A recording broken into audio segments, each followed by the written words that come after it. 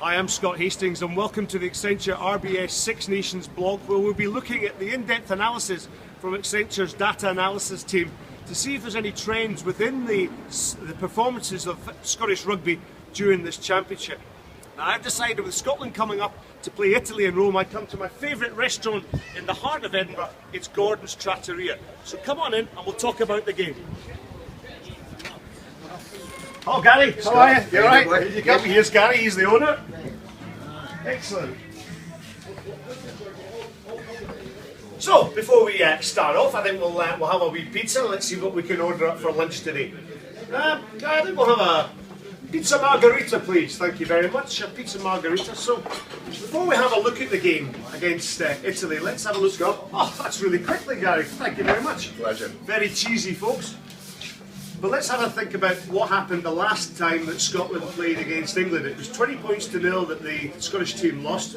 They were put under a huge amount of pressure by England. In actual fact, Scotland only penetrated England 22 on 3% of the match. Now that's that much worth of pizza, so it's not exactly a lot when you consider the amount of territory that Scotland tried to gain. They also missed 27 tackles during the game. Now, if you're missing that number of tackles, you're going to have to improve on that tackle count. So it's very, very important that if Scotland are going to compete, they're going to have to meet Italy in that situation. Now, Scotland made 3 changes to their team. They brought back Richie Green in the second row. He's really, really important for the line-out.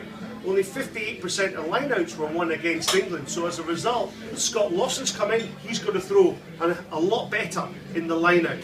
Now, Scotland have also made another change in the pack. Dave Denton, for example, carried on 25 occasions in the England game. He gained 88 metres in total, and yet he has been dropped to the bench and been replaced by Johnny Beattie. So for me, if Scotland are going to compete in this particular game, they're going to have to really, really fight the Italians, because Sergio Parisi, for example, Martin Castrogiovanni, Italy have a huge, huge pack. So Scotland will have to compete on that front foot. They have to compete in the liner and the scrum. They also have to kick well in territory. Now, the last time these two teams played in the RBS Six Nations, it was Scotland 34, Italy 10. But if you go back to June last year, Scotland only beat Italy by 1 point, 20 points to 19 in South Africa. And that was through a last-minute try by Alistair Strokosch.